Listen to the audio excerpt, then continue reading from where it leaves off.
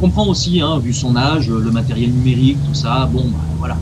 Ça, on va pas lui en vouloir.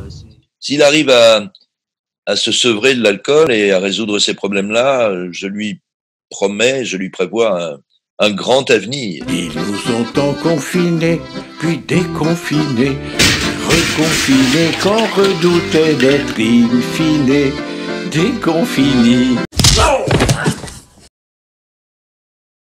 Je veux dire, un peu par hasard, ça a commencé... En fait, je suis rentré dans un cours amateur quand j'étais gamin. Un jour, on m'a dit que tu pouvais en faire un métier. J'ai fait, bon, bah ok, c'est parti, quoi. Et je t'avoue qu'il n'y a pas un autre qui m'a intéressé. À un moment donné, je voulais faire archéologue parce que j'étais fan d'Indiana Jones, mais bon, il fallait faire des études bien trop poussées pour moi. Donc voilà. Par amour du jeu, sans doute, par amour du risque, comme l'on disait dans les années 70. Oui, peut-être pour ne pas vieillir, pour demeurer un enfant, car on a besoin de conserver l'enfant en nous, de façon à ne pas devenir adulte trop vite, voilà. Comme tout le monde, je m'emmerde furieusement. Cette sensation de privation de liberté, j'ai la chance d'avoir une maison à Deauville et malheureusement c'est beaucoup plus qu'à 10 kilomètres de Paris. J'aurais dû m'y confiner plus tôt, mais j'avais ce film à faire, non pas en présentiel, bien évidemment, mais en vidéo, et ce fut une expérience très enrichissante. Je relis Jean-Paul Sartre et j'attends que le temps passe. L'horreur. Là, alors, faut pas me plaindre, hein. On m'a proposé ce film, c'est vraiment sympa. Après, bien sûr, bon, bah, j'aurais préféré être sur un plateau de tournage, avoir les camarades, les partenaires en réel, l'équipe technique, le réalisateur. Ça, quoi. Après, le confinement en soi, bah, je suis dans un 50 mètres carrés, on est à deux, on essaie de pas se tuer. Enfin, voilà. J'ai poncé Netflix. Un peu comme tout le monde, j'ai envie de dire. On essaie de faire du sport et puis on n'y arrive pas. On essaie de se lever tôt et puis on n'y arrive pas. Du coup, on se couche tard, on fait pas grand-chose. On essaie de pas trop boire de café, mais bon, c'est pareil. Donc voilà, c'est la même merde. J'ai la chance d'avoir un 130 mètres carrés dans le 16e, donc tout se passe plutôt bien. Ce qui est confortable, c'est qu'il n'y a pas de bruit. Donc je suis à la maison avec ma femme et mes 6 enfants. Pour le moment, je leur ai demandé de s'enfermer dans leur chambre de façon à ne pas perturber cette entrevue, comme l'on dit au Québec, car les Québécois sont très à cheval là-dessus, ils ne disent pas interview, c'est trop américain. Donc je dis moi aussi entrevue, je trouve ça beaucoup plus français. Bah écoute, moi je suis dans mon appartement, comme je te disais, hein, 50 mètres carrés à Barbès. Bon, bah ça se passe, hein, je suis avec ma copine. Voilà, après c'est Barbès, hein, tu connais, donc bon, il y a un peu de bruit, un peu de tout ça, mais franchement, bah, c'est ça qu'on recherche en même temps, quoi, tu vois. Moi, ça me fait chier d'habiter dans ces beaux quartiers à la con, tu vois, où les gens, limite, ils sentent la rose, quoi, tu vois. Et puis voilà, hein, on passe des coups de fil à la famille, on fait des visios aux copains, on fait ce qu'on peut, quoi. Voilà, là j'ai repeint des murs un petit peu, tu vois, chez moi, fallait bien que je m'occupe un petit peu. Je suis locataire, mon proprio qui va pas me casser les couilles, tu vois. Peut-être me faire un petit mois de loyer, un petit truc comme ça, donc bon. Y a la prod qui m'a fait livrer un peu de matériel vidéo, histoire d'avoir une bonne qualité, histoire d'avoir quelque chose. J'ai dû mettre les pieds moi-même, voilà. La force à la créativité. Moi j'avais un petit peu la pression, parce que bon, vu le nom en face de moi, je voulais être à la hauteur, je m'étais préparé à le rencontrer, je m'étais préparé à voilà. Et en fait, au final, on n'a rien pu faire de ça. Mais en tout cas, j'ai vu quelques-uns de ses rushs et c'était vraiment intéressant. Il a montré tout son savoir-faire, ça avait été très inspirant pour moi. Répéter, pouvoir se parler, pouvoir communiquer, pouvoir juste prendre un verre en fait après la journée de tournage. Et ben voilà, ça, on a pu s'asseoir dessus. J'espère en tout cas qu'on va pouvoir vite retrouver les plateaux de tournage, vite retourner dans la rue. Vite rencontrer les gens, pouvoir présenter le film, faire des avant-premières dans les cinés, pouvoir être au contact du public, c'est ce qu'il y a de plus important.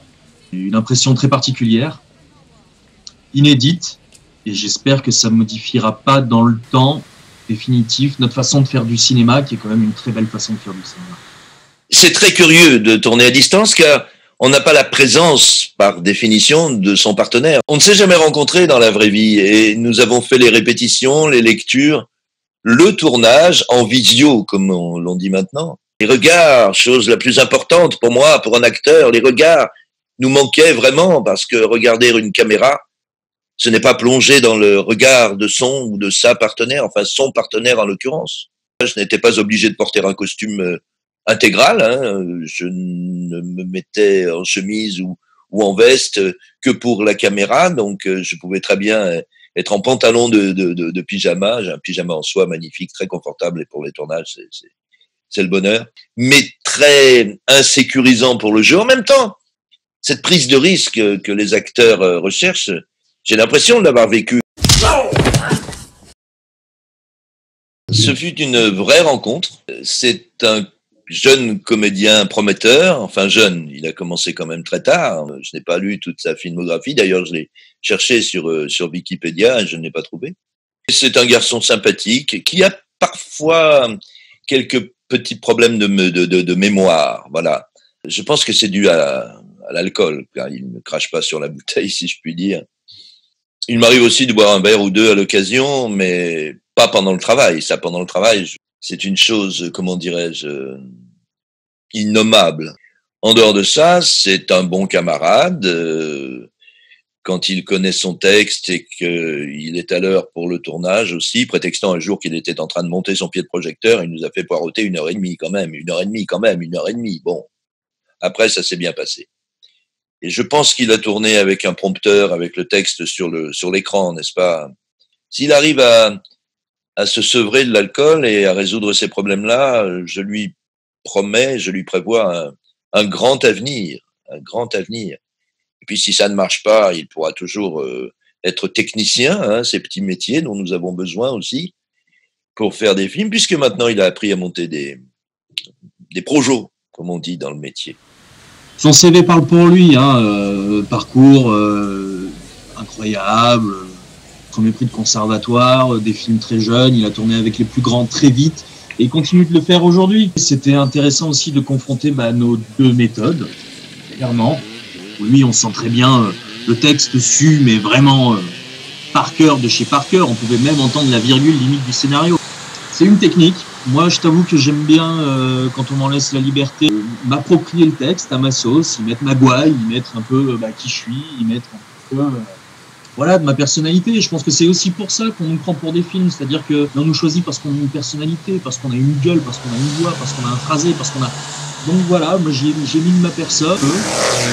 Lui a plus ce côté caméléon où il va se faire une espèce de transformation incroyable de A à Z, donc c'était intéressant.